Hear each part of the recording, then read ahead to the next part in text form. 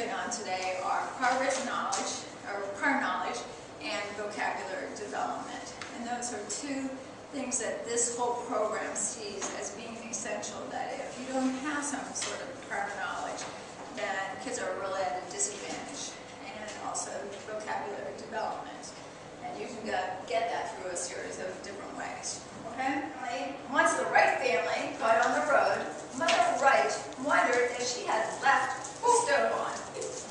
Father Wright told her not to worry.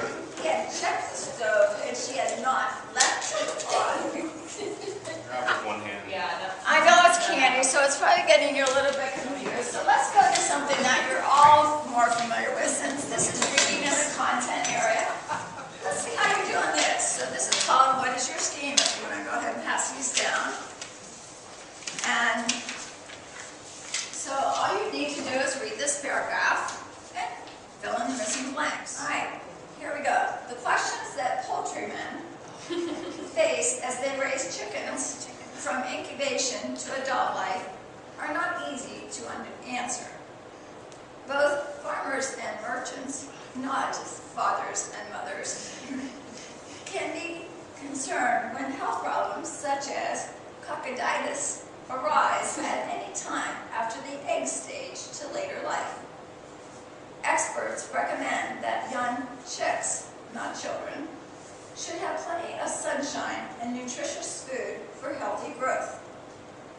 Manatees and geese, not boys and girls, should not share the same barnyard, not bed, or even sleep in the same roost. They may be afraid of the dark. So how we do? I got the answer. Perfectly wrong. Was the fifth line an early stage? Pardon me? After the egg stage. Alright, so do you see, why are we having difficulty with this? We didn't know what it was about. You didn't know what it's about. So by having prior knowledge, if I had said this story is going to be dealing with dairy farming and poultry farming, then you would have known not to put farm children, fathers and mothers in those places. But how many of you put fathers and mothers instead of farmers and merchants? Okay? And this might be something different. But I have a hard time figuring out what it might be. Yeah. So she's thinking, I'll show her, right? Chickens and farmers. And this is what's happening in the classroom with kids, is they don't come with that prior knowledge, and we give them an exercise like this, and we take that assumption that they know. All right? Similar to what goes through that green glass door. Anybody know yet what goes through that green glass door? Other than Sheila. So I said things like pepper can go through, but not salt. Eddie, but not Ed. Mommy, but not Dad. Things with double letters. Okay? Things with double letters. All right. A lot of people, Barb, don't see that until they have to see it in print. Hearing me say it is not enough. Because only about 3% of our population are strictly auditory learners. Okay? People mostly are a combination of something. And more likely, they're visual learners as opposed to those auditory learners. I think most of us, when we went to school, we learned in an auditory fashion. Right? Your teacher stood in the front of the room, similar to what I'm doing right now, lectured, you took notes, you took a test, you passed it on Monday, and then by Tuesday, you lost the information. All right? So, think of how many kids are coming to us now, just for instance in math. We talked about when we went to school, we learned facts and families of facts. You know, the family has now changed. You know, family changes from Monday to Tuesday to Wednesday.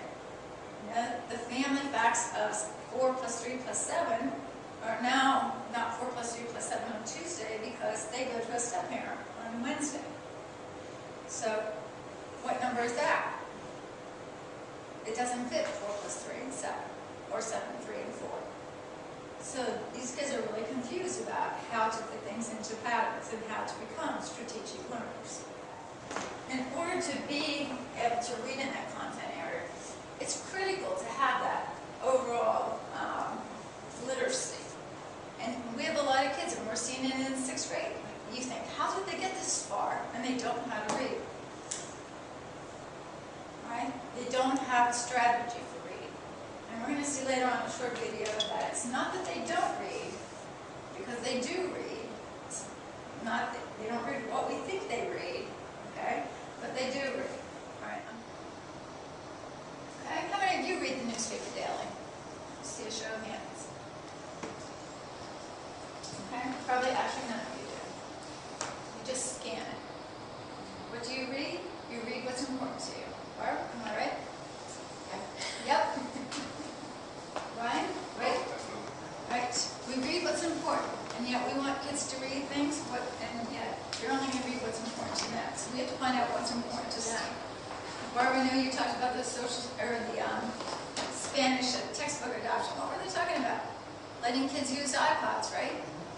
And no, our counties say no, don't let them do that. Just recently in the newspaper, there was an article about that very thing, and there was a Spanish teacher using iPods to teach Spanish, and she was sending the kids on an obstacle course throughout those, or like a scavenger hunt throughout the building to find things using iPods. The kids have them, let's let them use them.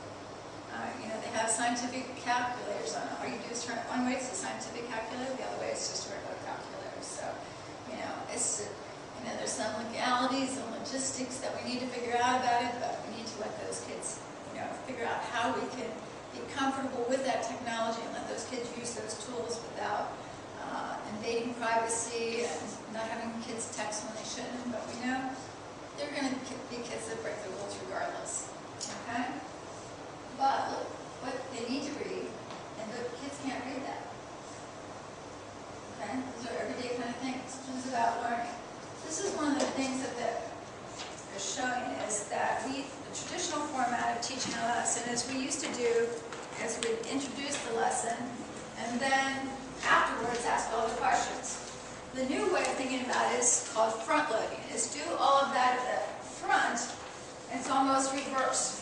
And then you ask the questions at the end, so that we make sure that kids know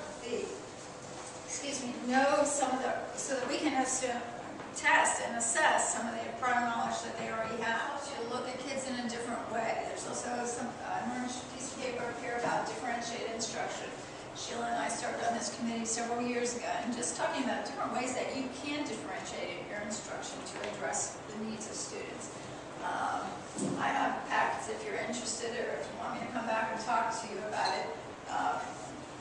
Some simple things that you can do, not just to address kids that are on my rosters, but that kids that are in your classrooms, sometimes too, kids who are not good readers. It almost becomes a self-fulfilling prophecy that, if they don't read well and we continue to tell them that they don't read well, then, they believe it. Believe in me. Believe in my classmates. Care about me. Respect me. Guide me. Help me. When I do not understand, teach me another way. Teach me to be more courageous. Give me another chance. Be patient with me. Please help me grow up. Encourage me. Teach me to be a better person. Talk to me. Please believe in